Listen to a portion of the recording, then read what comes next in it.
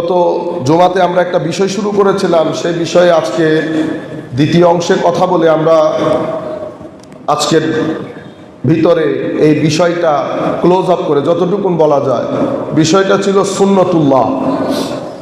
এটাকে আমরা বলি ল অফ গড, আল্লাহর আইন। পবিত্র কোরআনের মধ্যে প্রায় 16টা জায়গায় মাওলাই করিম এই শব্দটি এনেছেন সুন্নাতুল্লাহ। এবং আমি প্রথম যে আয়াত পড়েছি সেই আয়াতের মধ্যে আল্লাহ রাব্বুল আলামিন এই শব্দটা 2 বার রিপিট করেছেন। বলেছেন ওয়ালান তাজিদা লিসুন্নাতিল্লাহি তাবদীলা ওয়ালান তাজিদা লিসুন্নাতিল্লাহি তাহবিলা।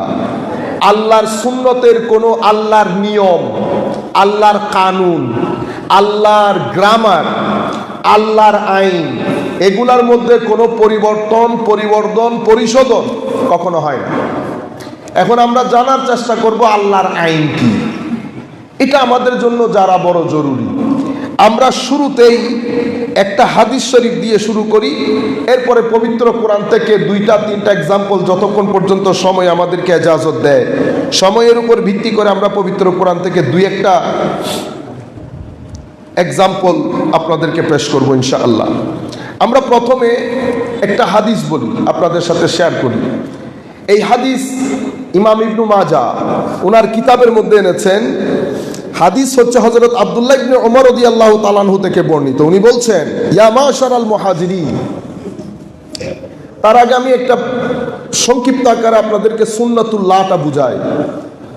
আল্লাহর নিয়ম বলতে পুরা পৃথিবী পরিচালনার জন্য আল্লাহ একটা নিয়ম করেছেন। আপনি এটা করলে এটা পাবেন। আপনি আমের গাছ রোপণ করলে আমই ধরবে। আপনার আমের গাছ যদি টক আমের হয়, আপনি যদি দোয়া করতে করতে উল্টো লটকে যান, মিষ্টি আম হবে না।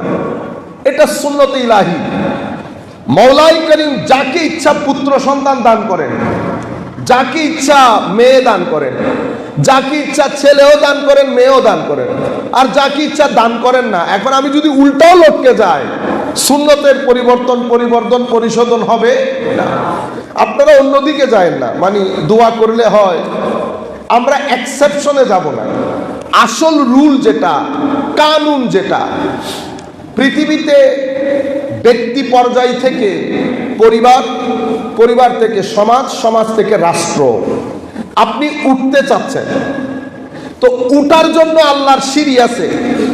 আপনি উঠবেন কেমনে? পড়ে যাওয়ার জন্য সিঁড়ি আছে। পবিত্র কোরআনের মধ্যে মাওলাই করিম অসংখ্য অগণিত আয়াতে আল্লাহ উঠার কথাও বলেছেন, পড়ার কথাও বলেছেন। এখন প্রশ্ন হচ্ছে উঠে কখন আর পরে কখন? সুন্নতুল্লাহ। আপনি যদি উঠতে চান, মেইন 2টা জিনিস আপনার জরুরত হবে, জ্ঞান এবং চরিত্র। আপনি যদি চান যে আপনার নেতা একজন ভালো মানুষ হোক, আপনার সমাজের লোকজন আপনার সাথে সৎ ব্যবহার করুক, প্রত্যেকে চায়। এখন মাওলা আপনার সুন্নত কি? তো আমার সুন্নত হচ্ছে তুমি আগে নিজেকে নিজে টেস্ট করে দেখো, জ্ঞান এবং চরিত্র তোমার ভিতরে কতটুকুন আছে। মাওলা আমার নেতা, তো তোমার নেতা তোমার সমাজ থেকে আসবে, উপর থেকে আমি ফেরেশতা নাজিল করব না। আমার সুন্নত হচ্ছে তোমার সমাজের লোক যদি ভদ্র হয়, নম্র হয়, তোমার সমাজের লোকের কাছে যদি সুবিচার সুচিন্তা থাকে, তো তোমাদের যারা নেতা হবে তারও সুবিচারক, সুবিবেচক, সুচিন্তার অধিকারী হবে। তো মাওলা উঠবো কেমনে? তো যেভাবে আমার নবী মক্কা শরীফের লোকজনকে তুলেছে, তুমি যতই আমার নবীর চরিত্রের নিকটে যাবে ততই উঠতে থাকবে। মাওলা পড়বো কখন? তো আমি একটা মডেল দাঁড় করিয়ে দিয়েছি। ওয়ালাকুম ফি রাসূলিল্লাহি উসওয়াতুন হাসানা। রাসূলে পাক আমার নবী, আমার মডেল। তুমি আমার নবীকে রেখেছি মদিনায়ে মুনাওয়ারার মধ্যে গিয়ে তুমি চেক করে দেখবা তোমার সাথে আমার নবীর মিল কতটুকু, অমিল কতটুকু। যদি যেই জাতির মিল, যেই ব্যক্তির মিল, যেই পরিবারের বা সমাজের মিল আমার নবীর সাথে যত বেশি থাকবে, সেই ব্যক্তি তত শান্তি, সুখ সমৃদ্ধির হবে, সভ্য হবে। আমার অমিল যদি বেড়ে যায় আমি পড়ে যাব, আমার মিল যদি বেড়ে যায় আমি উঠে যাব, এটা সুন্নাতুল্লাহ। আমার মধ্যে যদি চরিত্র, সুবিচার, এই বিষয়গুলো যদি না থাকে, আমি যদি উল্টা লটকে যাই যে আমি এটা করব, খেলাফত প্রতিষ্ঠা করব, আমি উপরে উঠে যাব না, আল্লাহ এভাবে উপরে উঠান না। পৃথিবীতে যেই জাতি আমার নবীর সাথে নিজের চরিত্রের মিল যত দেখাবেন, আমার আল্লাহ সেই জাতিকে তত উপরে তুলবেন, এটা সুন্নাতুল্লাহ। পৃথিবীতে অসংখ্য অগণিত জাতি পড়ে গেছে, অসংখ্য অগণিত জাতি উপরে উঠেছে। যারা পড়ে গেছে আর যারা উপরে উঠেছে, কেউ দুয়ার বদৌলতে উপরে উঠে নাই, কেউ দুয়ার বদৌলতে পড়েও যায় নাই।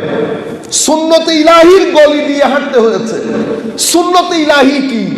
সুন্নতে ইলাহি, আপনি সম্মানিত হতে হলে আপনার ব্যক্তি চরিত্রের মধ্যে একটা রেভলিউশন দরকার হয়। ব্যক্তি চরিত্র বলতে যেই জাতি যত বেশি জ্ঞান গবেষণার দিকে এগিয়ে যাবে, সেই ব্যক্তি আস্তে আস্তে পৃথিবীর লিডারশিপের দিকে চলে আসবে। আপনি বিল্ডিং পাকা হয়ে যাবে, রাস্তাঘাট পাকা হয়ে যাবে। শান্তি কখন পাবো আল্লাহ? তো আমি সুখের জন্য একটা ল বানিয়েছি শান্তির জন্য, আর বিল্ডিং পাকা করার জন্য আরেকটা আইন বানিয়েছি। বিল্ডিং পাকার আইন হচ্ছে তুমি ঘাম যত বেশি ঝরাবা তত বেশি তোমার উন্নতি হবে। আল্লাহ শান্তি, তো শান্তির আইন আলাদা। শান্তির আইন কি? তোমার ভিতরে যত বেশি সৎকর্ম থাকবে তোমার ঘরে তত বেশি শান্তি থাকবে। তাইলে একটা হচ্ছে পরিশ্রম, আরেকটা হচ্ছে সৎকর্ম। পরিশ্রম আপনাকে আপনার অর্থনৈতিক দুনিয়ার মধ্যে আস্তে আস্তে আপনাকে উপরের দিকে নিয়ে যাবে। অনেকে বলেন বহুত পরিশ্রম করছি কিন্তু কোনো কিছু নাই, এটা হতেই পারে না। আপনি পরিশ্রম করবেন কিন্তু সম্পদ আসবে না, এটা হতে পারে না।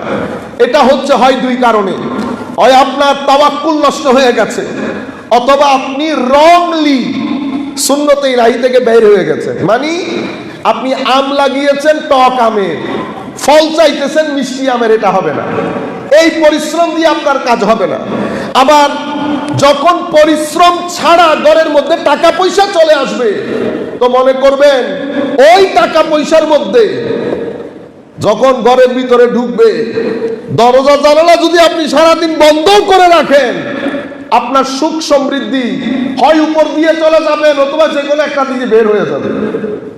ঘাম ছাড়া, বুদ্ধি বিবেচনা ছাড়া যখন আপনার ব্যাংক পুড়িয়ে যাবে, সেই সমস্ত ব্যক্তিদেরকে মসজিদে টাকা পয়সা দিতে দিবেন না, সেই সমস্ত ব্যক্তিদের কাছ থেকে মিলাদুন নবীর চাঁদা নেবেন না।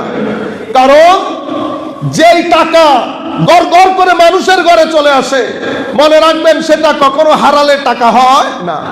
হালালের টাকা বলতে আসার সময়ও বলে আসবে, হালালের টাকা যাওয়ার সময়ও বলে যাবে। আপনার রক্ত বিক্রি করা টাকা আমার আল্লাহ ফেরেশতা দিয়ে ছো করে নিয়ে যাবেন, এটা হতে পারে না। পরীক্ষা আল্লাহ আপনাকে আমাকে অবশ্যই করবেন, কিন্তু আমার আল্লাহর বান্দাকে পরীক্ষা করার আগে হজম করার হিম্মত দান করে। পরীক্ষা হজম করার হিম্মত দান করে। আমি আপনাদেরকে বলতে যেটা চাচ্ছি, এই ব্যাকগ্রাউন্ড দিয়ে সুন্নতে ইলাহি বোঝার চেষ্টা করেন। জমিনের মধ্যে আমরা ছাড়াও পৃথিবীতে অনেক জাতি, অনেক শাসক এসেছে। সুন্নতে ইলাহির বাইরে যাওয়ার কারণে কেউ আসমানে উঠেছে, কেউ জমিনে পিষ্ট হয়ে গেছে। ফেরাউন, মুসা আলাইহিস সালামের যুগের শাসক। পৃথিবীতে ধরা হয় যত প্রভাবশালী শাসক এসেছে, তার মধ্যে অন্যতম প্রভাবশালী শাসকের লাইনের মধ্যে ফেরাউন অন্যতম। সুন্নতে ইলাহির বাইরে গেছে, কি করেছে? জুলুম করেছে। সুন্নতে ইলাহি হচ্ছে আপনি যখন ব্যক্তি পর্যায় থেকে পারিবারিক পর্যায়ে আপনি যখন জুলুম করবেন, দুইটা জিনিস আপনার জীবনে ঘটবে। আপনি আপনার জীবনের মধ্যে আপনি শান্তির দেখা পাবেন না। Number one. নাম্বার টু হচ্ছে আপনি দিন গণতে থাকবেন, কখন পতন হবে। আমার আল্লাহ যদি সময় নিয়ে আপনাকে জমিনের সাথে মিশান তো পিষ্ট করে ছেড়ে দেবেন। পৃথিবীর মানুষ স্মরণও করবে না এই ধরনের একজন ব্যক্তি জমিনের উপরে ছিল। এটা আল্লাহর সুন্নাত। আপনি জুলুম করবেন, আপনি বেঁচে যাবেন, এটা হয় না। জুলুম ব্যক্তি পর্যায়েও হতে পারে, পারিবারিক পর্যায়েও হতে পারে, আবার সামাজিক পর্যায়েও হতে পারে। ধরেন আমি স্বামী স্ত্রী, এখন স্ত্রী জানে এই এই কাজগুলা করলে আমি ডিস্টার্ব হচ্ছি, ইচ্ছাকৃতভাবে করছে, জুলুম হচ্ছে না আমার উপর। জুলুম মানে কি? জুলুম মানে হচ্ছে যেই ব্যক্তির যেই অধিকার, আপনি যখন সেই ব্যক্তিকে সেই অধিকার থেকে বঞ্চিত করবেন, আপনি তার উপর জুলুম করছেন। তো আপনি যখন জুলুম করবেন, তো আল্লাহর সুন্নত হচ্ছে যিনি জুলুম করেন আমার আল্লাহ তাকে ছেড়ে দেন না। লা ইয়াতরুকুহুল্লাহু শাইআ, বিন্দু পরিমাণ ছাড় নাই। দেরি হতে পারে 1 বছর, 2 বছর, 40 বছর। মুসা আলাইহিস সালাম আল্লাহর দরবারে বদদুয়া করেছিল ফেরাউনের জন্য। 40 বছর আল্লাহ সময় দিয়েছেন। আল্লাহর সুন্নত হচ্ছে আল্লাহ যখন মারতে দেরি করেন তো মনে রাখবেন, মায়ের যদি তাড়াতাড়ি চলে আসে মায়ের এক ধরনের হয়, আর মার যদি দেরিতে আসে তার মানে হচ্ছে আমার আল্লাহ সিচুয়েশন তৈরি করছেন উপরে জমিন থেকে ফেলে দিবে। মাওলাই করিম ফেরাউনের সাথে কি কাজ হয়েছে, সুন্নতে ইলাহি অ্যাপ্লাইড কিভাবে হয়েছে আপনারা দেখতেছেন। ইয়েজিদ, এগুলা হচ্ছে সিম্বল। ইয়েজিদ আপনি দেখেন জুলম ছিল, আরেক তাবুর মধ্যে কান্নাকাটিও ছিল, সবর ছিল। সে মনে করেছে সামগ্রিকভাবে জিতে গেছে, কিন্তু মনে রাখবেন যেই আওয়াজ, হুসাইনি আওয়াজ, মুসবি আওয়াজ, এই আওয়াজগুলা জমিন থেকে কখনো সামান্য সময়ের জন্য দবে টবে থাকবে, কিন্তু চিরস্থায়ী কখনো এই আওয়াজগুলো নিচে থাকে না। এগুলা 100 বছর পরে হলেও আবার ফেরত আসবে। আপনি আপনার জীবনে, আমি আমার জীবনে, আমরা দেখব, যেমন আমি বক্তা বা আমাদের এখানে আছে না অনেক কিছু, আমাকেও দেখতে হবে না আমি জুলুম করছি কিনা। আমাদেরও জুলুমের একটা সিস্টেম আছে না। যেই ব্যক্তি যেই পর্যায়ে যেখানে জুলুম করবে, 2টা জিনিসের জন্য তৈরি থাকতে হবে। একটা হচ্ছে আমার ভিতর থেকে শান্তি শৃঙ্খলা খতম হয়ে যাবে, আর একটা জিনিস হচ্ছে আমার দিন গুনতে হবে কখন আমার পতন হবে। মাওলাই করিম অস্তিত্বহীন করে দেন, জুলুম করে পৃথিবীতে আমার নবী দাঁড়িয়েছেন সাল্লাল্লাহু আলাইহি ওয়াসাল্লাম। আপনি দেখেন দিন এটা মানুষের অধিকারের নাম। আমরা যেটাকে দিন মনে করি সেটা দিনের একটা অংশ মাত্র।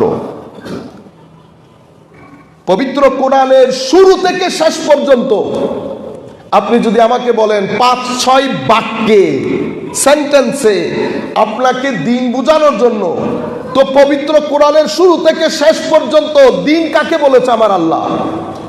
দিন বলা হচ্ছে আল্লাহ বাদে কাউকে সিজদা হবে না, সিজদা একক আল্লাহ রাব্বুল আলামিনের জন্য, নাম্বার 1। নাম্বার 2 হচ্ছে মা বাবা, মা বাবার প্রতি সর্বোচ্চ সম্মান। কোন ইফ, কোন বাট এখানে চলবে না। এই জায়গার মধ্যে জাস্ট শাট ইউর মাউথ।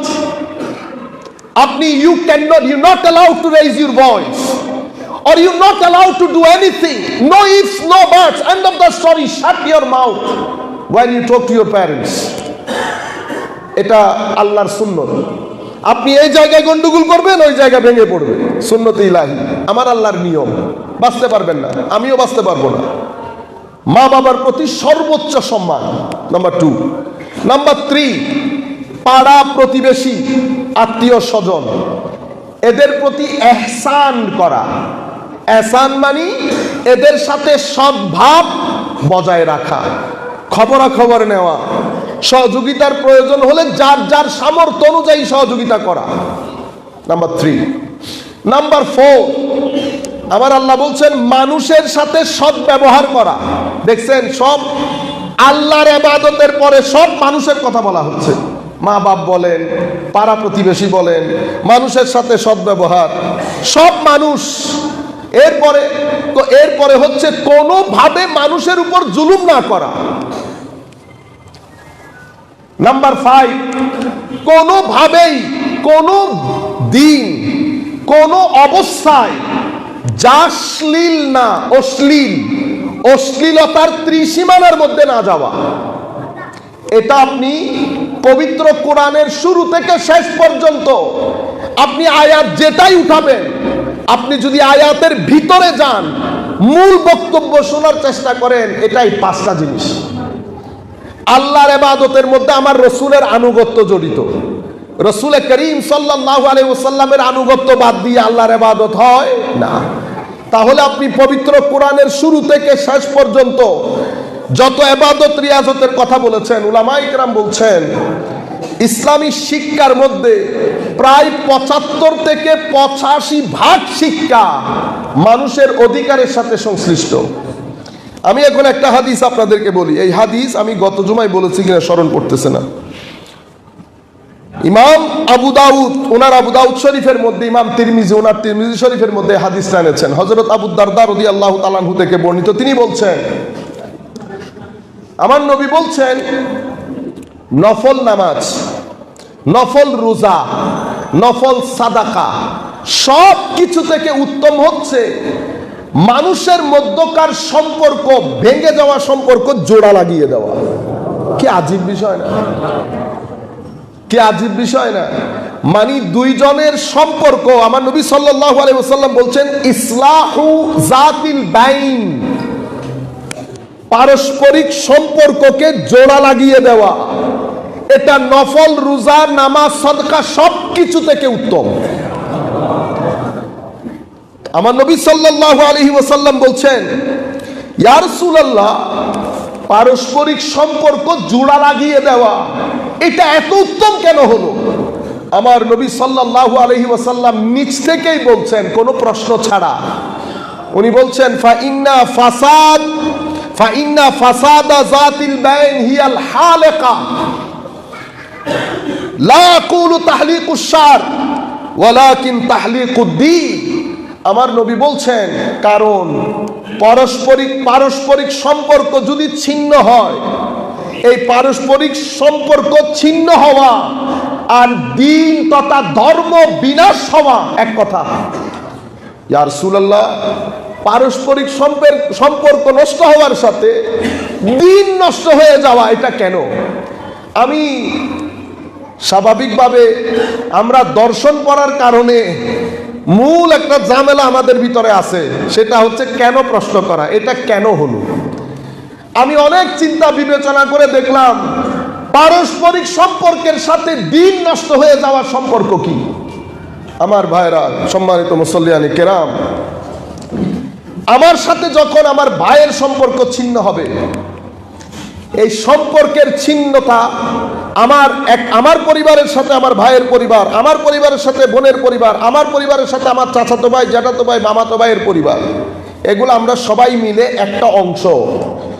সম্পর্ক যখন পরিপূর্ণ ছিন্ন হয়ে যায়, এটা আমার মানসিক জগতে একটা ইম্প্যাক্ট করে।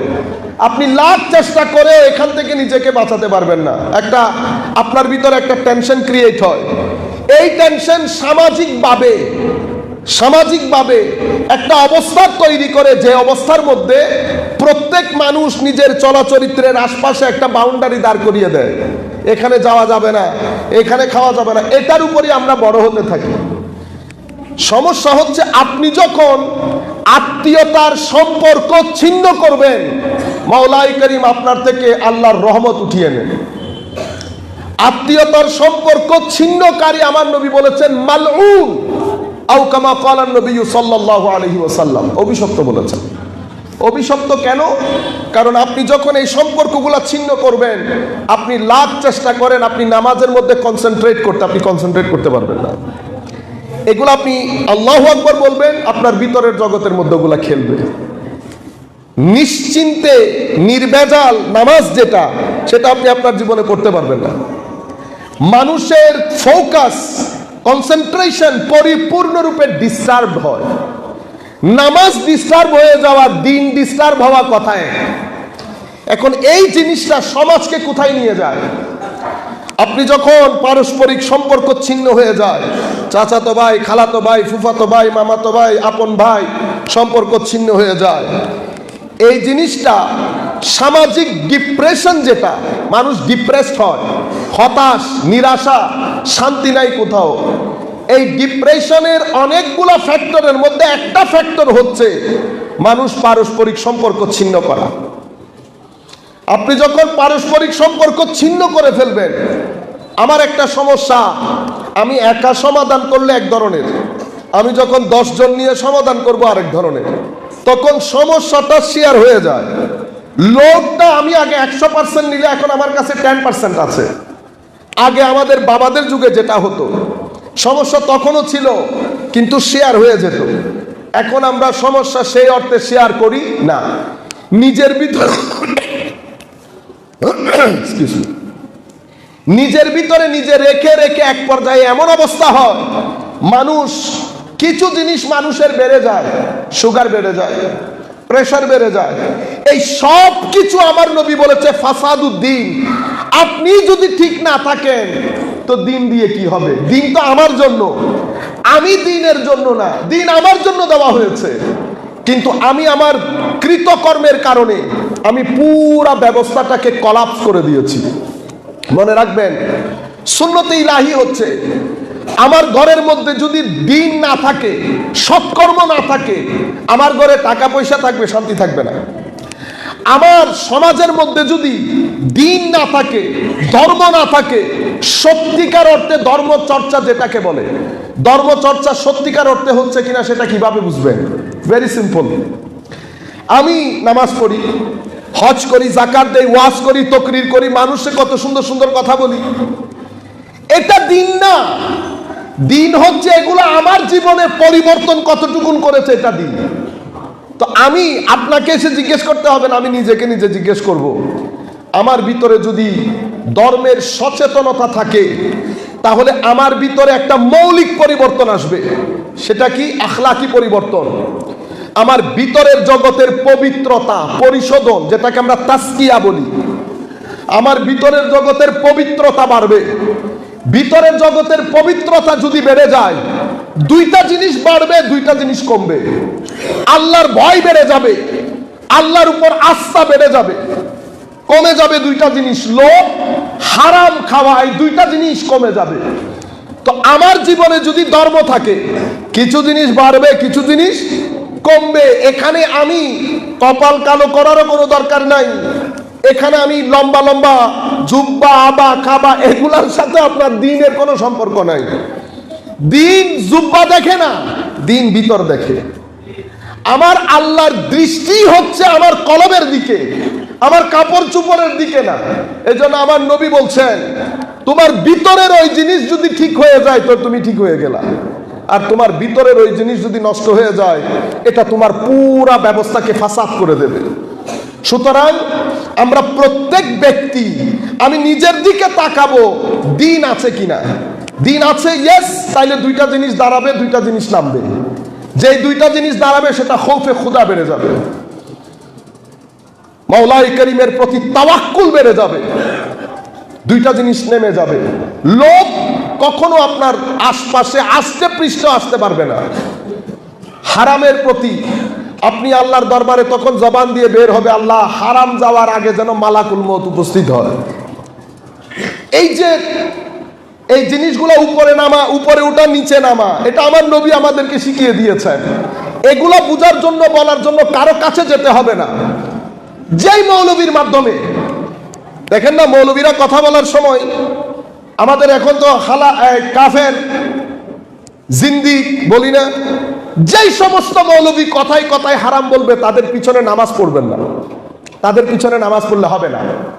আমি রেকর্ডও হচ্ছে, একেবারে বড় জিম্মাদারি নিয়ে বলছি, এবং হয় না একেবারে কনফিডেন্সের আপার লেভেলে উঠে বলছি, কথাই কথাই যারা কাফের জিন্দিক বলে তাদের পিছনে নামাজ হবে না, কারণ তাদের ঈমান আছে কিনা সন্দেহ।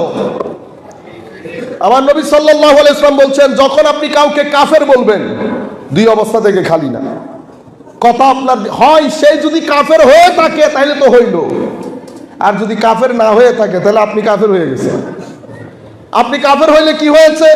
আপনার স্ত্রী তালাক হয়ে গেছে, মুসলমানের কবরস্থানে আপনাকে দাফন করা যাবে না, আপনি মুসলমানের মসজিদে ঢুকতে পারবেন না। সেই কারণে 1400 বছরের তারিখের মধ্যে আইম্মায়ে কেরাম এই একটা শব্দ থেকে নিজেদেরকে দূরে রেখেছেন, কাফের বলা থেকে। সুতরাং আমি আপনাদেরকে যে জিনিসগুলো বলতে চাচ্ছিলাম, আলেম হোক যেই হোক, আপনি এই জিনিসগুলা দিয়ে মাপতে পারবেন দিনদারি কার ভিতরে কতটুকুন আছে। আমার আল্লাহ সিম্পল কথা বলেছেন, যেই ব্যক্তির ভিতরে, যে ব্যক্তি আলেম, কেমনে চিনবা? খৌফে খুদা তার কাছে অনেক বেশি থাকবে। খৌফে খুদা বাদে আলেম হতে পারে না, আল্লাহর ভয়। তো মৌলা আল্লাহর ভয় আছে, এটা কেমনে মাপবো? এখানে তো কোনো টেস্টার নাই। কিছু জিনিস দিয়ে তুমি বুঝতে পারবে আল্লাহর ভয় আছে। কি জিনিস?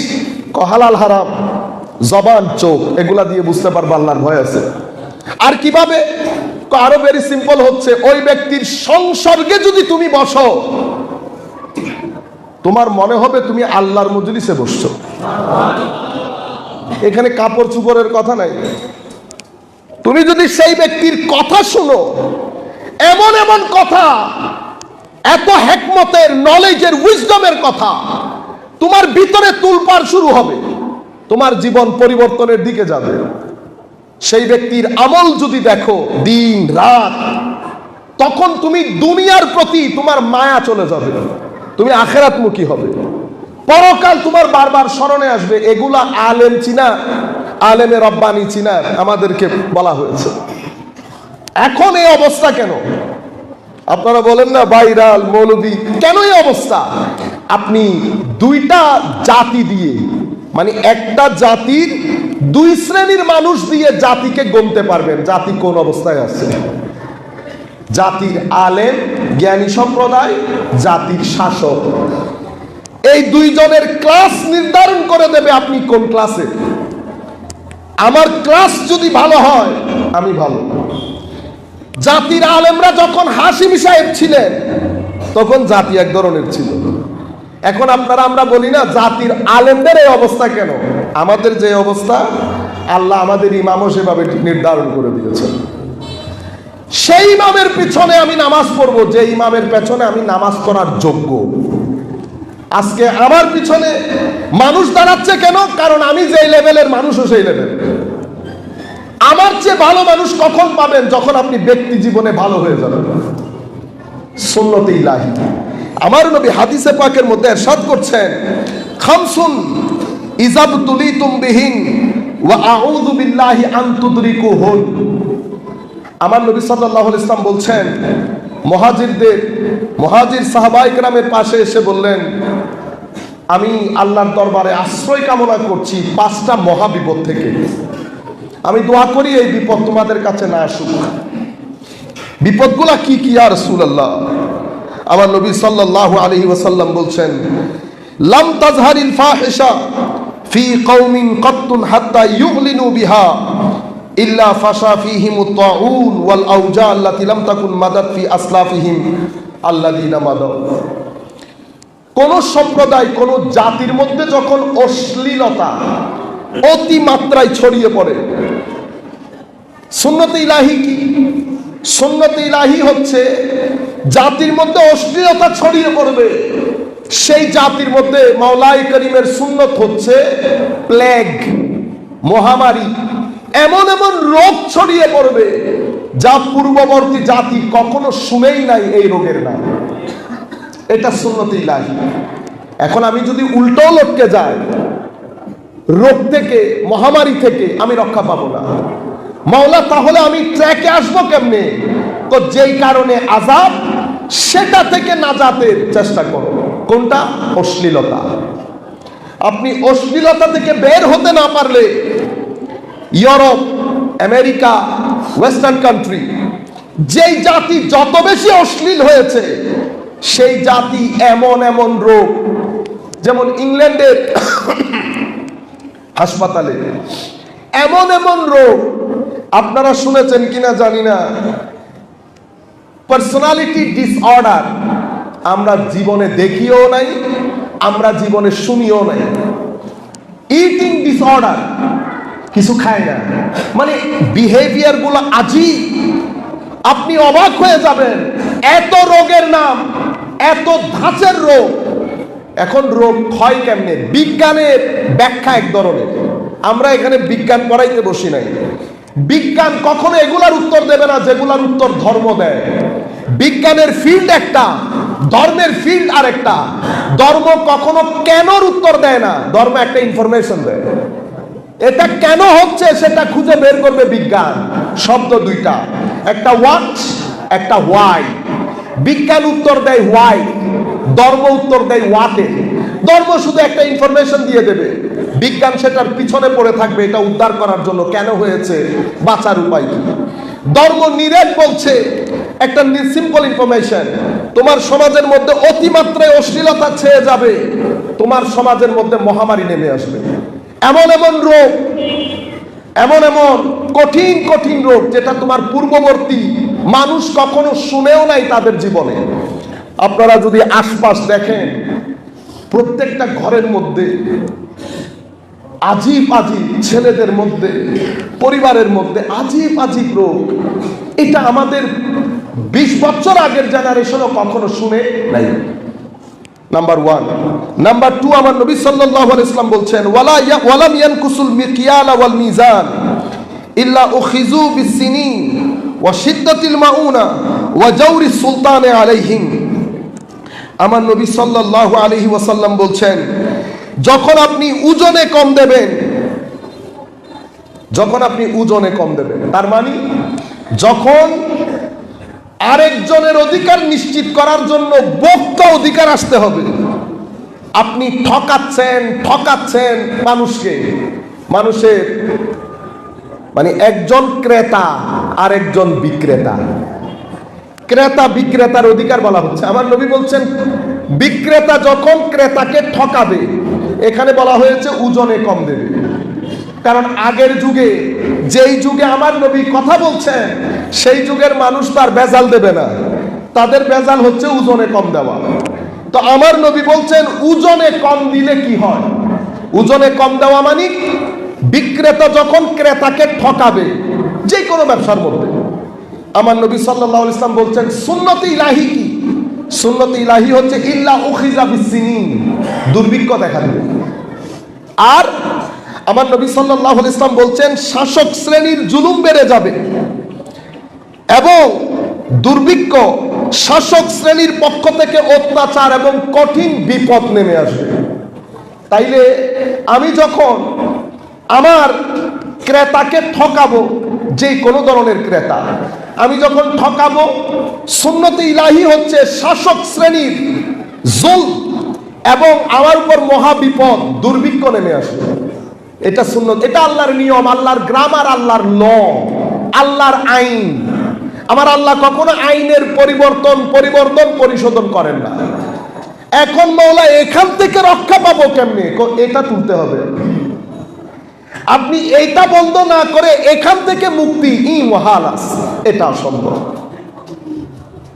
এরপরে আমার নবী সাল্লাল্লাহু আলাইহি ওয়াসাল্লাম বলছেন, ওয়ালাম ইয়ামনাউ যাকাত আমওয়ালিহিম ইল্লা মুনিউল কাতরা মিনাস সামাই ওয়ালাউলাল বাহাইম লাম ইউমতারু। ইয়া রাব্বানা ইয়া কারীম, তুমি যাকাত বন্ধ করবা, আমি আসমান থেকে বৃষ্টি বন্ধ করে দেব। বাস, সুন্নতে ইলাহি হচ্ছে তুমি ঘরের ভিতরে যাকাত হিসাব করার সময় যদি 9-6 করো, সেটা তুমি বন্ধ করে করো, কিন্তু আমি আসমান থেকে বৃষ্টি বন্ধ করে দেব। জমিনের মধ্যে যদি নির্বাক প্রাণী, চতুষ্পদ জন্তু না থাকতো, আমি জমিনকে বৃষ্টি দিতাম না। বৃষ্টি না দিলে ফসল হবে না, ফলন হবে না, ফলন না দিলে খরা হবে, দুর্ভিক্ষ হবে। বর্তমানে যে পরিস্থিতির মধ্যে আমরা পড়েছি, পুরা পৃথিবী সেই পরিস্থিতির মধ্যে পড়তে হবে। আমরা নিজেরা, আমি নিজে বিবেচনা করি, আমি যাকাত যখন হিসাব করেছি তখন আমি মন খুলে হিসাব করেছি কিনা। আমাদের অভিজ্ঞতা যেটা বলছে, বড় বড় মানুষ, বড় টাকাওয়ালা, পয়সাওয়ালা, আমরা কত হিসাব করি। আমার যাকাত এক ধরনের আসলে, আপনি ব্যবসায়ী, এত বড় ব্যবসায়ী হয়ে আমার অর্ধেক টাকা আপনার যাকাত আসে না। ইন্না লিল্লাহি ওয়া ইন্না ইলাইহি রাজিউন। প্রত্যেক ব্যক্তি নিজের সিনার মধ্যে হাত রেখে বলি, আলেম হন আর সাধারণ মানুষ, যাকাতের সময় আসলে বোঝা যায় কার তাকওয়া কোথায় গিয়ে দাঁড়িয়ে। আমি একটা কথা তো আপনাদেরকে বলবো, সলিউশন, মানুষকে টাকা দিতে কখনো কর্পণ্য করবেন না। কারণ আমার আল্লাহর সুন্নাত হচ্ছে আপনি কাউকে 1 টাকা দেবেন, আমার আল্লাহ লক্ষ টাকা আপনার ঘরে ফেরত দিয়ে পাঠিয়ে দেবে, বুঝতে পারবেন না। আপনারা এটাকে ইয়াকিন মনে করেন। আমার টুপির কালার আপনি চোখে দেখতেছেন না, কোনো সন্দেহ আছে? এটার মধ্যে যেমন কোনো সন্দেহ নাই, আপনি আমাকে দেখতেছেন, এটার মধ্যে যেমন কোনো সন্দেহ নাই, অনুরূপভাবে এটার মধ্যেও কোনো সন্দেহ নাই। আপনি কোনো মানুষের হাতে 1 টাকা দেবেন, ঘরে আসার আগে আমার আল্লাহ 1 লক্ষ টাকা ঘরে পাঠিয়ে দেবে। কিন্তু আমার গ্রামার আর আল্লাহর গ্রামার এক না। আমার গ্রামার হইলে না আমি ক্যাশ পাঠাই দেব, আল্লাহ ওভাবে ক্যাশ পাঠান না। আমার আল্লাহ একটা সিচুয়েশন তৈরি করে, আমার আল্লাহ বরকতের মধ্যে রাখবেন। মানুষ মনে করবে আপনি কোটি টাকার মালিক, কিন্তু আসলে আপনি কোটি টাকার মালিক না। শুধু এতটুকুন হয়, যখন যা প্রয়োজন আপনি যেভাবে খরচ করতে চাইবেন, মালিক ও মৌলা আপনাকে ব্যবস্থা করে দেবে। এটা আল্লাহর সুন্নত, সুন্নতে ইলাহি। এটা বাদ দিয়ে যদি আমি উল্টো লটকে যাই, আল্লাহর সুন্নত পরিবর্তন হবে না। আমি এই বিষয়টা এত জোর দিয়ে বলার কারণ হচ্ছে আমাদের ভিতর থেকে ঈমান, আকীদা, খৌফ, আল্লাহর উপর পূর্ণ আস্থা বরবাদ হয়ে গেছে। আমরা এক আজীব ট্রেনের পেছনে দৌড়াচ্ছি, রয়ে গেল উলামায়ে কেরাম। আমরা তো জানিও না পৃথিবীতে কি ঘটনা ঘটতেছে। আমরা এখনো পর্যন্ত অমুক এটা করেছে, অমুক এটা করে নাই, অমুক সুবহানাল্লাহ একবার করেছে, জানাজার পরে দোয়া করেছে কি করে নাই, ফরজ নামাজের পরে মোনাজাত করছে কি করে নাই, আমাদের ভাইদের কাছে সিরিয়াস কেস হচ্ছে ওইটা, ঠিক না?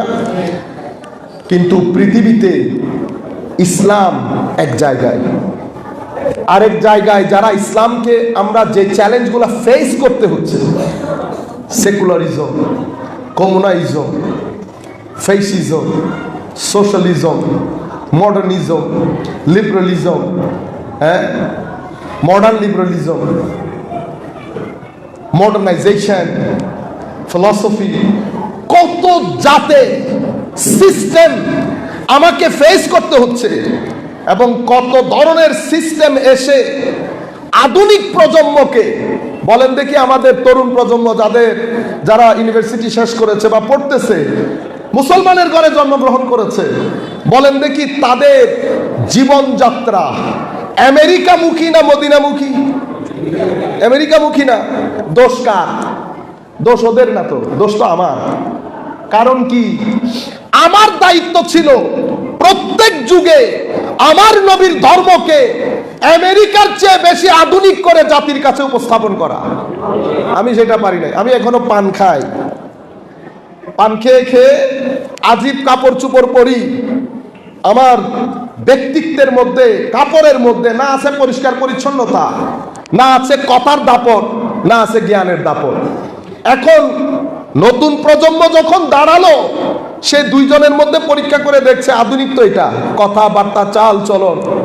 আপনি চুপসে আছেন, আর এমন এমন বিষয় নিয়ে আপনি কথা বলছেন, সে বুঝতেও পারছেন আপনি আসলে কোন দুনিয়ার লোক। আপনি যেই বিষয় নিয়ে কথাগুলো বলছেন, সেই বিষয়ে তো তার বিন্দু পরিমাণ ইন্টারেস্ট নাই। আপনি কোন ধর্মকে কোথায় নামালেন? আরে আমার নবী 1400 বছর আগে এসে মক্কায়ে মুআজ্জামার মধ্যে কোন দিন ডিসকাস করেছেন? আপনি 1400 বছর পরে এরকম আধুনিক যুগে কোন দিন চর্চা করছেন? আজকে যদি মজলিসের মধ্যে সাহাবায়ে কেরাম বসা থাকতেন, আমার নবী বসা থাকতেন, আমি একবার চিন্তা করতে হবে না আমার নবী আমার এই কথাগুলা শুনে খুশি হতেন, না আমার নবী মজলিস ছেড়ে উঠে চলে যেতেন। কুরআন বলছে, উম্মত তোমরা বিভিন্ন ধাপে ফেরকায় বিভক্ত হয়ে যেও না। কোরআনে পাকের আয়াত বলছে, যদি পরস্পরের সাথে যুদ্ধে লিপ্ত হও, তোমাদের শক্তি খতম হয়ে যাবে, তোমরা ছিন্ন বিচ্ছিন্ন ধ্বংস হয়ে যাবে। কিন্তু আজকে আমাদের প্রত্যেকটা প্রোগ্রাম আমরা করি ইমামে আজম কনফারেন্স। ফর এক্সাম্পল, আমরা ইমামে আজম নিয়ে কথা বলছি। আপনি এই যুগের মধ্যে যখন ইমামে আজমকে তুলে ধরবেন, কিভাবে তুলে ধরবেন? এই 2-4টা মাসালা দিয়ে, এই হাত তোলা নামা, ইমামে আজম আমাকে হাত তোলা নামা শিখাইতে আসছে। ও ভাই, এক ব্যক্তি আইনের সমুদ্র বইয়ে দিয়েছে, আপনি সেই ব্যক্তিকে আপনি ওই নামাজে হাত উঠা নামার মধ্যে কেন সীমাবদ্ধ করে দিলেন? আপনি জাতির সামনে ইমামে আজমকে তুলে ধরছেন, ডক্টর কামাল হোসেনের সামনে তুলে ধরছেন, ঢাকা বিশ্ববিদ্যালয়ের আইনজ্ঞদের সামনে তুলে ধরছেন, এমন ভাবে কথা বলেন যেন তাদের চিন্তার জগতের মধ্যে আগুন ধরে যায়, তারা বুঝতে পারে ইমামে আজমকে। আবার আমি মাঝে মধ্যে মনে চিন্তা করি, যদি ইমামে আজম আমাদের মজলিসে থাকতেন, উনি নিজে উঠে চলে যেতেন, কিরে বেটা আমি কি কারণে আসলাম, আমি কে, তুই বলস কি এগুলা। সম্মানিত উপস্থিতি, তো বলতে চাচ্ছিলাম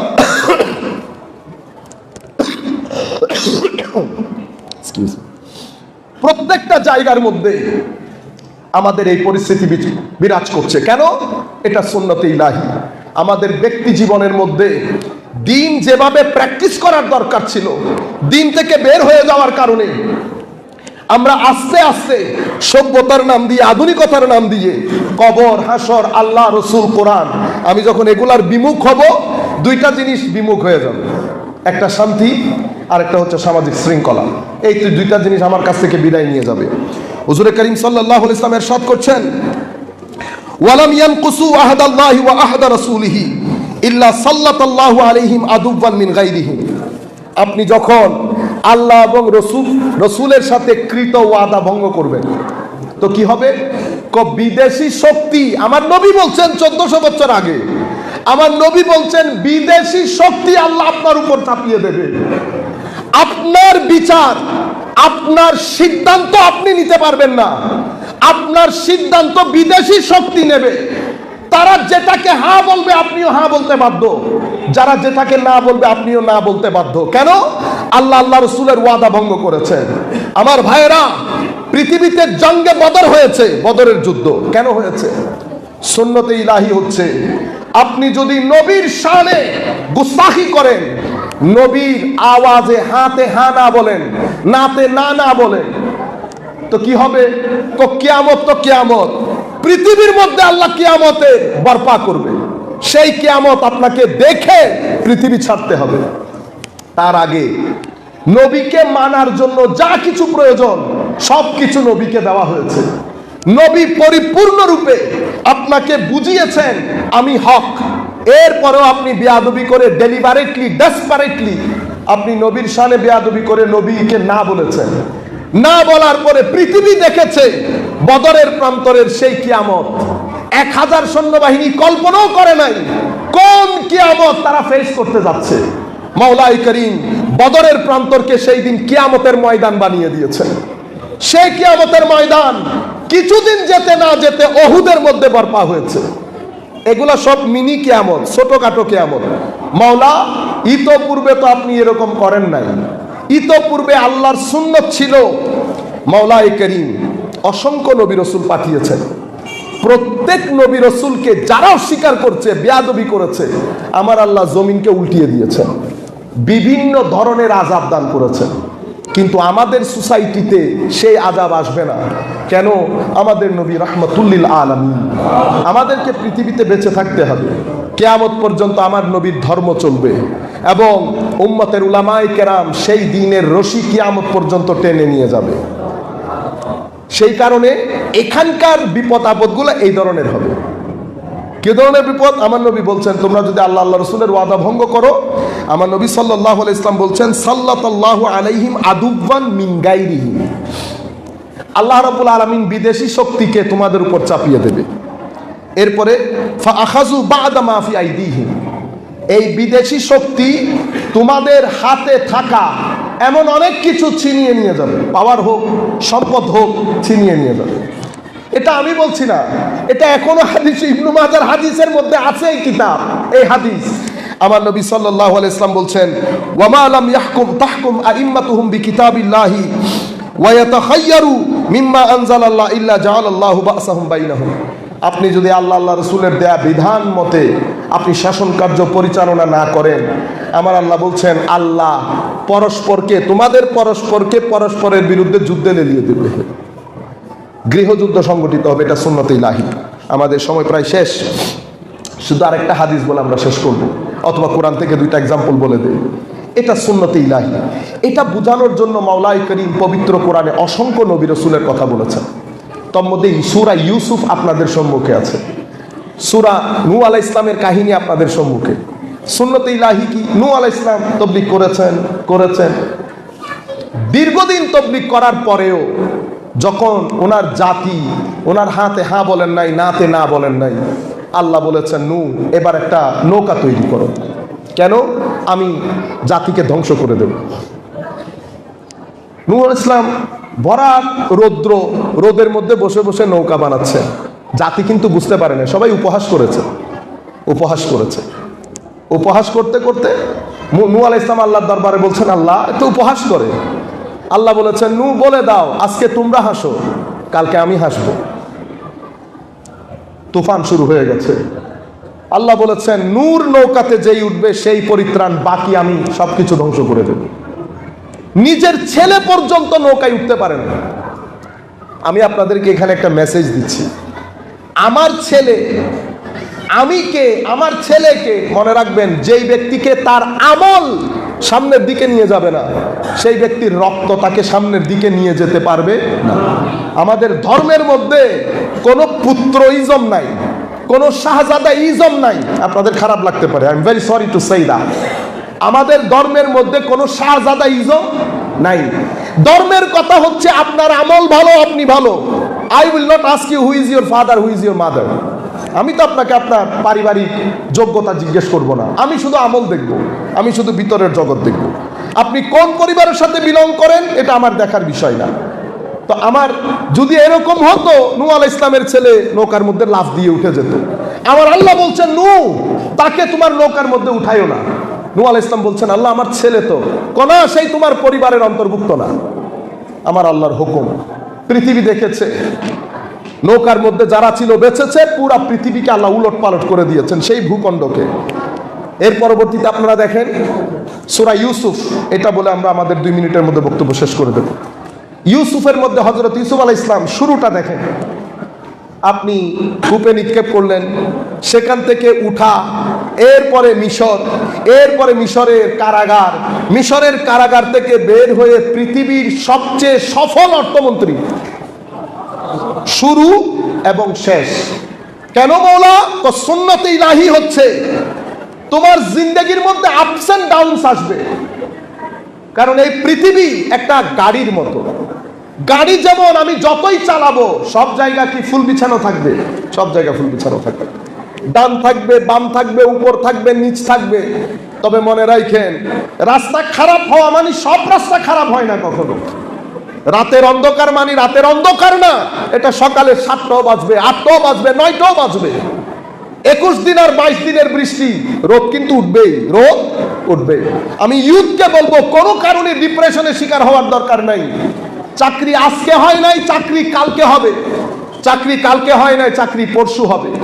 আমার কাজ, আমি লেগে থাকবো। মাওলার কাজ রাস্তা খুলে দেওয়া। সুতরাং আমার কাজ লেগে থাকা, আমার কাজ সবসময় আল্লাহর দরবারে দোয়া করা একটা হালাল জিনিস। আমার আল্লাহ পৃথিবীর অন্য মানুষের দরজা যেমন খুলেছেন, আমার দরজা ঠিক সেভাবে খুলবে। আমাদের ইন্সপিরেশন কোথায়? খুদ হযরত ইউসুফ আলাইহিস সালাতু ওয়াস সালাম। আল্লাহর গ্রামার সবার জন্য এক। সম্মানিত উপস্থিতি, এরপরে আমরা যদি সূরা ইউসুফকে সংক্ষিপ্ত করে 1 মিনিটে বক্তব্য শেষ করি, সূরা ইউসুফ থেকে মেইনলি যেটা শিখি সেটা হচ্ছে জীবনের যেই প্রান্তেই হোক, রাস্তা যত খারাপই হোক, আমি আল্লাহর সঙ্গ আমি ছাড়তে পারবো না। যে আল্লাহর সঙ্গ ছেড়ে দিয়েছেন মার খেয়ে গেছে। পৃথিবীতে আমেরিকা, ইংল্যান্ড মার খেয়ে গেছে, আমি আর কোন পুকুরের মাছ? এরপরে হচ্ছে তোমার জীবনের মধ্যে জেলাসি, আরেকজনের উন্নতি তোমার খারাপ লাগতেই পারে, কিন্তু তার মানে কি তুমি ওর ব্যক্তির সামনে দাঁড়িয়ে যাবা? না। জেলাসি যখন কোনো ব্যক্তিকে জুলুম করতে বাধ্য করে, তো আল্লাহ রাব্বুল আলামিন ইউসুফ আলাইহিস সালামের ভাইদেরকে যেরকম লাঞ্ছিত করেছে, আপনিও লাঞ্ছিত হবেন। এটা সুন্নতে ইলাহি, এটা পরিবর্তন হবে না, এটা এভাবেই চলবে। আপনি পাপ করবেন, পরিবার থেকে শান্তি চলে যাবে। আমি আপনাকে গ্যারেন্টি দিয়ে বলছি, আপনি কাউকে জিজ্ঞেস করতে হবে না, তা আমি নিজেকে নিজে জিজ্ঞেস করলে হবে। আপনি চিন্তা করবেন ঘরে আজকে এরকম মারামারি কাটাকাটি কেন হলো, আপনি 2 দিন বিচার করেন, হয় কাউকে ঠকিয়েছেন নতুবা কোনো পাপ করেছেন। মাইয়া আমাল সুআন ইউজজাবে, আপনি গুনাহ করবেন, মাওলাই করিম তাৎক্ষণিক প্রতিদান দিয়ে দেবেন। সম্মানিত উপস্থিতি, আরেকটা বড় বিষয়, জালাস করব না, আরেকটা বড় বিষয় হচ্ছে মনে রাখবেন, কোনোভাবেই মাওলাই করিম আপনার উপর দয়া করবেন। তবে বড়দের শান হচ্ছে মাফ করে দেওয়া। এত কিছুর পরেও ইউসুফ আলাইহিস সালাম কিন্তু শেষ বিকেলে ভাইদেরকে ক্ষমা করে দিয়েছেন। কেন?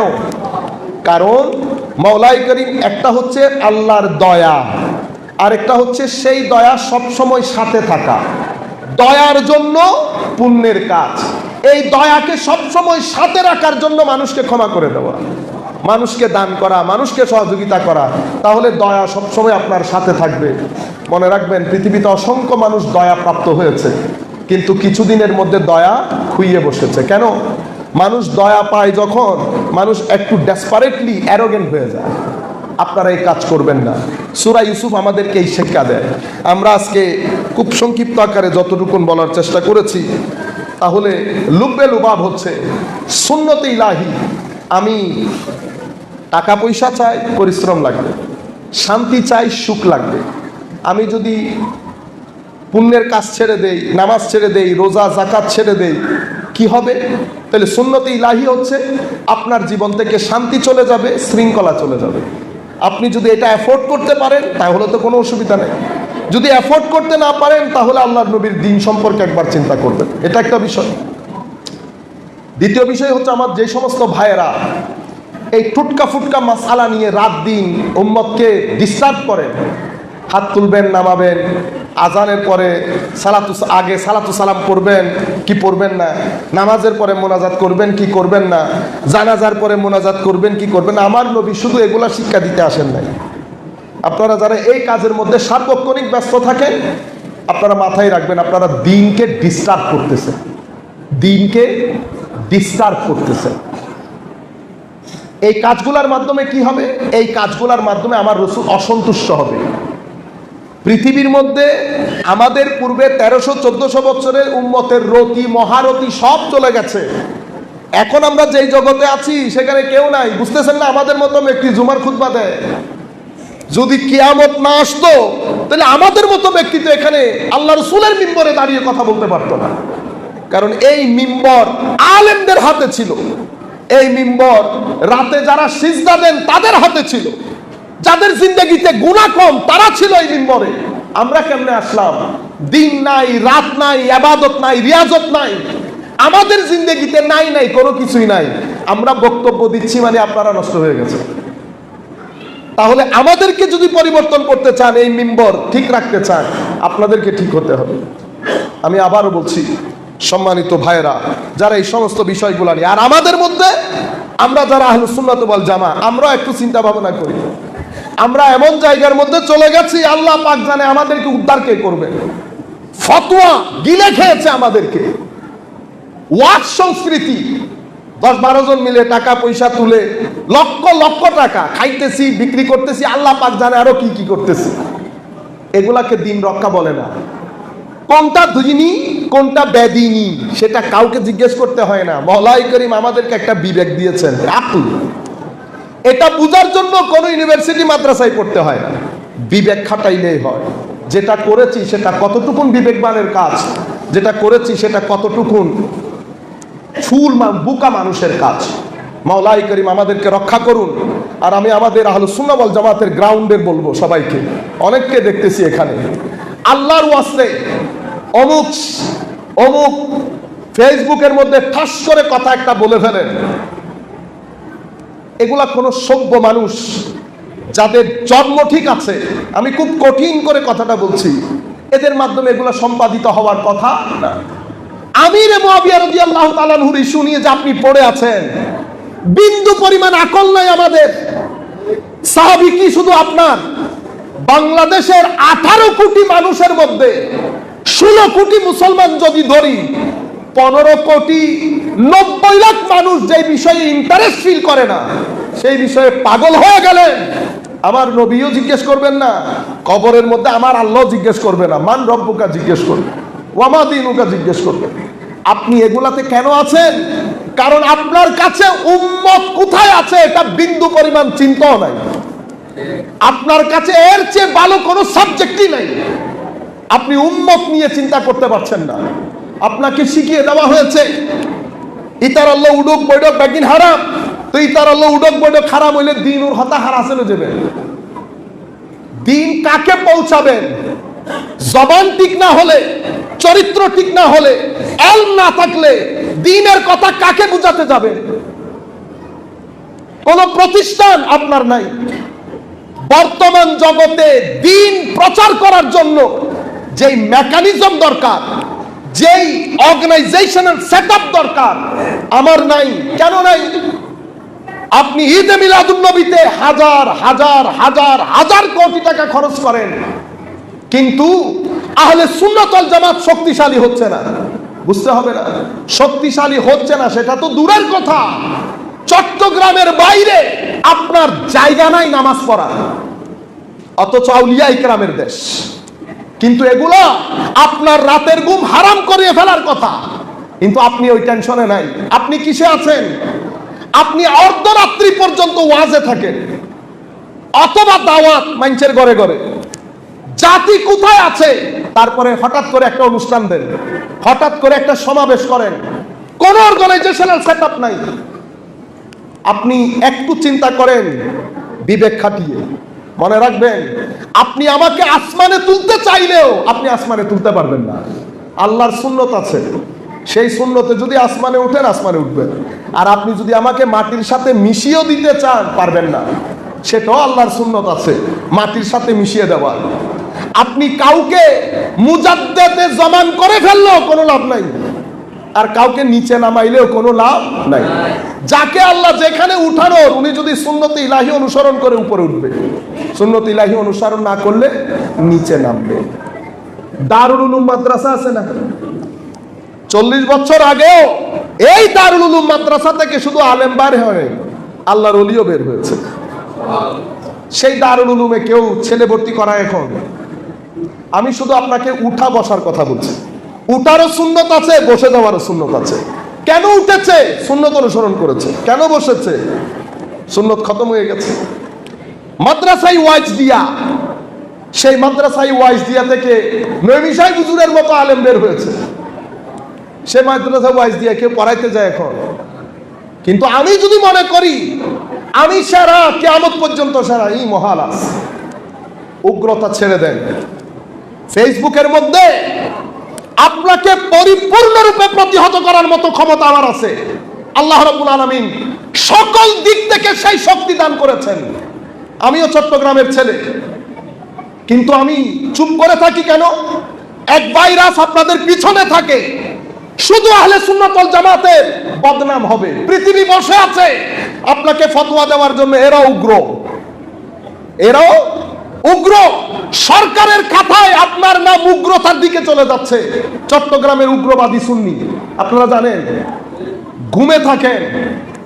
মাদ্রাসার সিলেবাস তৈরি হয়, আপনাকে ডাকা হয় না। কেন? কারণ আপনার নাম উগ্রবাদী সুন্নি।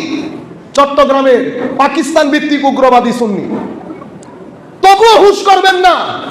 জালালউদ্দিন আল কাদেরী আমার প্ল্যাটফর্মে, হাশেমি সাহেব আমার প্ল্যাটফর্মে, উবাইদুল হক নঈমী আমার প্ল্যাটফর্মে, আমার প্ল্যাটফর্মের লোক পুরো বাংলাদেশের পতাকা উড়াচ্ছে। আপনি সেটার ফল ভোগ করতে পারতেছেন না। কেন? আপনার গ্রুপিং এর কারণে, আপনার নির্দিষ্ট স্বার্থ হাসিলের কারণে। এখানে শুধু নঈমী সাহেব সুন্নি না, এখানে জালালউদ্দিন আল কাদেরীও সুন্নি, এখানে হাশেমি সাহেবও সুন্নি। আপনার রাস্তায় পথ খোলা, কোন দিকে যাবে? এক নাটক নিয়ে পুরো চট্টগ্রামের বুকে পাগল করে ফেলতেছেন। কি করবেন? কি করেছেন? আমি বলি কিছুই করতে পারবেন না। Zero, result is zero. আপনি শুধু নফসকে কিছুক্ষণের জন্য শান্তি দেবেন। আপনাকে পরিপূর্ণরূপে জবাব দেওয়ার ক্ষমতা থাকা সত্ত্বেও দিচ্ছি না, শুধু আহলে সুন্নাত ওয়াল জামাতের কারণে। আপনি মনে করছেন দুর্বল, আপনি মনে করছেন কথা বলতে পারে না। সব ধরনের জিনিস আছে, আপনারা জানেনও না। শুধু সুন্নিয়তের কারণে চুপ থাকা। আর আমাদের যারা মুরব্বিয়ানে কেরাম আছে তারা তো জানেও না, না জানার বান। সবাই দাওয়াতে দাওয়াতে আছে, সবাই দাওয়াতে দাওয়াতে আছে। এরকম ঘরানা, এরকম একজনের পিছনে একজন লেগে থাকা। আমি কথাগুলা বলছি, কিছু ভাইদেরকে দেখছি, সেই কারণে তারাও চাচ্ছে আমি কথাগুলা বলি। মনে রাখবেন, যে বিষয়গুলা নিয়ে আপনাদের অতি ইন্টারেস্ট, বাংলাদেশের জনগণের টোটাল পপুলেশনের 0.1%ও এই ইন্টারেস্ট ফিল করেন না, সেটা আপনারা বোঝার চেষ্টা করেন। সুতরাং এমন কাজ করেন যে কাজের মাধ্যমে আমার নবী সন্তুষ্ট হবেন। আপনারা তাহেরুল কাদেরের পিছনে লেগে আছেন। তাহেরুল কাদেরী এই, তাহেরুল কাদেরী সেই। ও তাহেরুল কাদেরীকে সমুদ্রে নিক্ষেপ করেন। আপনি কাজ করেন, সবাই মিলে একটা প্রতিষ্ঠান করতে পারলেন না, লজ্জার কথা। এক ব্যক্তি 4,500 স্কুল প্রতিষ্ঠা করলো, ইউনিভার্সিটি প্রতিষ্ঠা করলো। ইউরোপের মধ্যে, পৃথিবীর মধ্যে 102টা দেশে নিজের সেটআপ করেছে এক ব্যক্তি। আপনারা সবাই মিলে করতে পেরেছেন। আপনি চট্টগ্রামের জমিনে, আমরা বলি না সুন্নিয়ত, পশ এরিয়ার মধ্যে 6-7টা ইংরেজি school, international grammar school, Islamic. এই 6-7টা একটাও আমাদের না। তারপর কি আপনার সন্তান ওখানে পাঠাচ্ছেন, আপনার সন্তান পাঠান নাই।